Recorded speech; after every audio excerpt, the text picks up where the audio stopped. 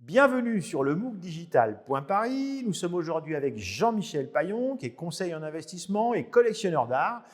Et on est accueilli par la galerie Artverse, où on a déjà tourné d'ailleurs avec Sébastien Borgé pour parler aussi de Web3. On va parler de blockchain, on va parler de collection.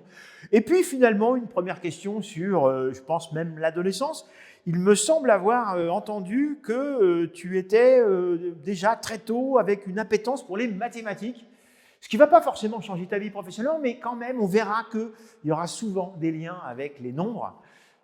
Oui, alors du coup, c'est intéressant parce que j'ai souvenir assez tôt, en fait, vers 7-8 ans, en cours de mathématiques, d'avoir une sorte d'intuition par rapport au fait que c'était vraiment, ça allait probablement changer ma vie.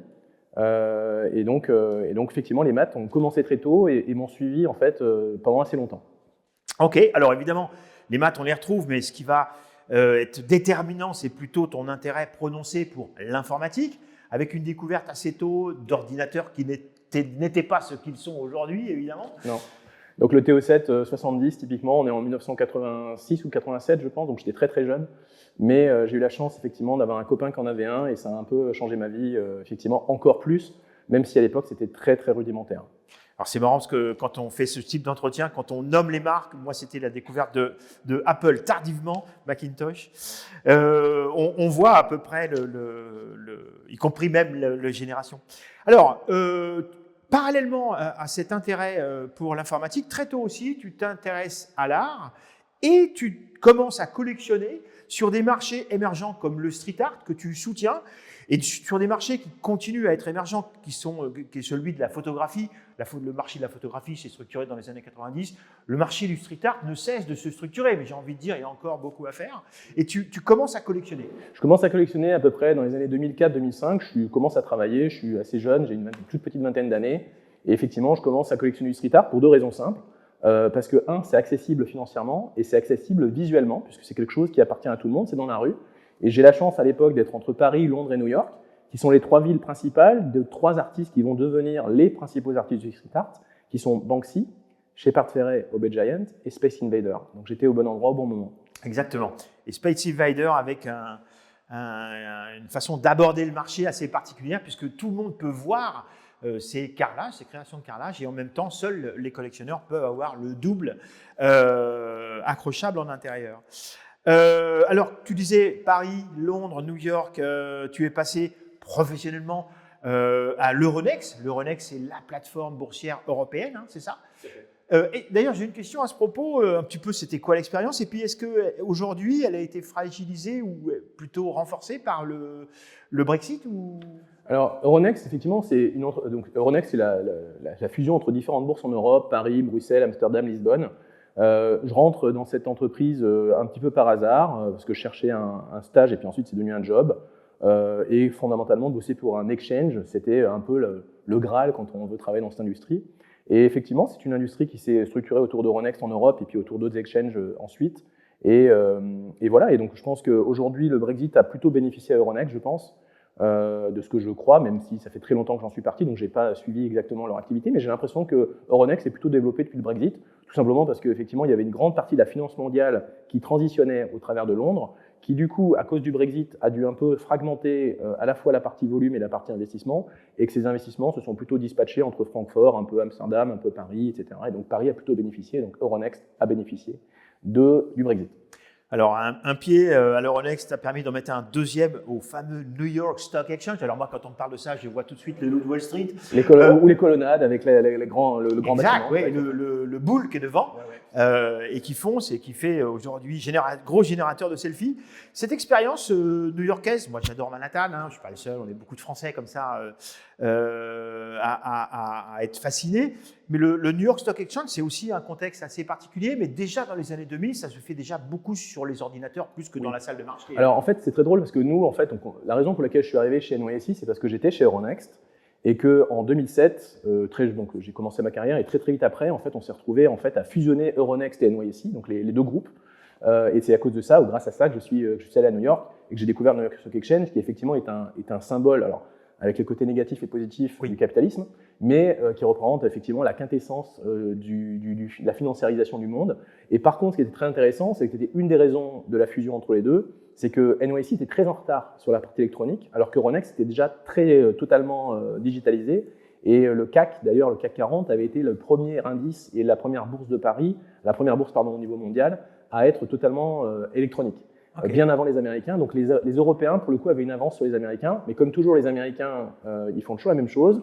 Ils sont souvent derrière, mais quand ils arrivent, ils comprennent. Et une fois qu'ils arrivent et qu'ils comprennent, ils vont beaucoup plus vite et ensuite ils dépassent tout le monde. Comme pour le Minitel et Internet.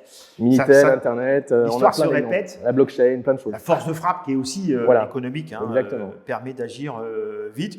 Le New York Stock Exchange, ça reste la principale place boursière aujourd'hui? Oui, c'est encore de très loin. Alors, aux États-Unis, il y a deux marchés, il y a Nasdaq et New York Stock Exchange, mais c'est vrai que NYSE est encore, donc NYSE c'est l'acronyme pour New York Stock Exchange, c'est pour ça qu'on dit NYSE, c'est effectivement encore la principale plateforme sur laquelle, en termes de tout ce qui est actions, obligations et même un peu dérivés, sont traités principalement sur cette plateforme-là, effectivement. Sachant qu'entre-temps, celles qui ont émergé, c'est les bourses en Asie, notamment. Oui.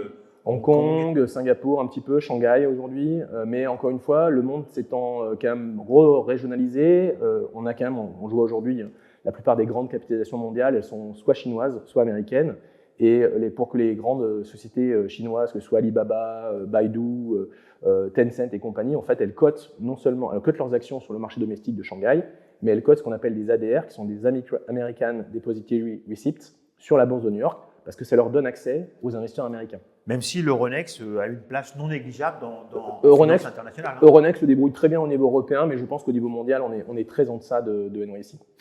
Alors, là, on parle de finance. Alors, je ne sais pas ce que ça veut dire, traditionnel ou fintech, parce que finalement, le système Visa, c'est déjà de la technologie financière. C'est de la fintech, effectivement. Mastercard, Visa et même Euronext sont pour moi les premiers acteurs de la finance traditionnelle qui sont passés pour tout ou partie, à la fois sur leur modèle technologique et leur modèle économique, vers des modèles fintech, des modèles électroniques.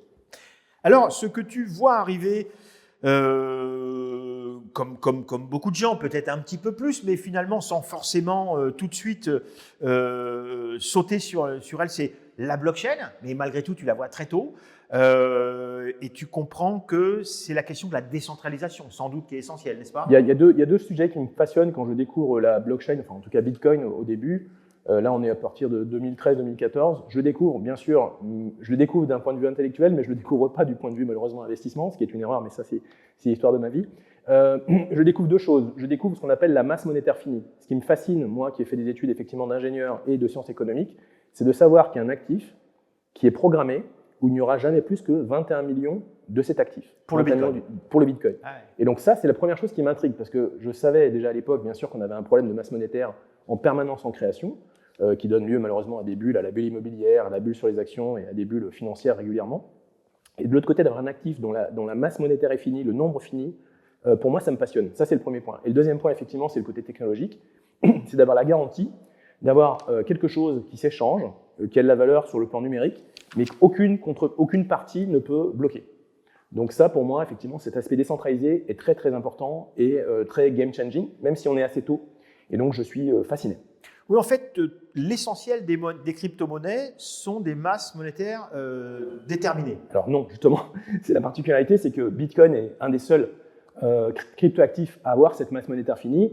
Ethereum, je ne suis pas capable. Aujourd'hui, on sait qu'il y aura 21 millions de Bitcoin en 2140, je crois. Enfin, juste en dessous, 21 millions moins 1. Tandis que pour Ethereum, on ne sait pas, parce que la plupart des autres cryptoactifs ou crypto-monnaies ont des masses monétaires qui sont rarement finies. C'est très rare. Il y en a certaines, mais pas toutes. Est-ce que c'est ce qui participe au succès du Bitcoin, le fait que évidemment.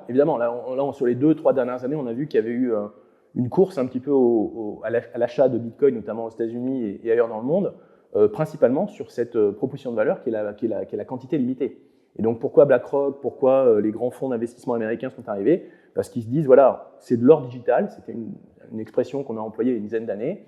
Les gens commencent à le comprendre, ils disent, voilà, l'or, pas beaucoup, on n'en produit pas beaucoup chaque année, mais en l'occurrence, le Bitcoin, c'est encore mieux parce qu'on sait qu'il n'y en aura jamais plus que 21 millions. Alors que l'or, on ne sait pas, peut-être qu'un jour, quelqu'un va creuser quelque part dans un pays et va trouver un gisement avec des trillions de tonnes d'or, je ne sais pas, je dis n'importe quoi. Donc voilà, mais pour le coup, le Bitcoin, on sait que c'est limité et ça brûle. C'est-à-dire que pour les Bitcoins, tous les Bitcoins sont frappés, mintés. Oui. En revanche, évidemment, ça génère beaucoup d'échanges aujourd'hui à l'international. Oui, c'est devenu très important. Alors, je n'ai pas les chiffres en tête, mais je pense qu'on est à plusieurs dizaines, probablement au moins 10 ou 20 milliards d'échanges par jour sur les Bitcoins. Je n'ai pas les derniers chiffres, mais on est sur des montants très importants qui sont assez similaires d'ailleurs à ce qui peut se passer sur un marché boursier.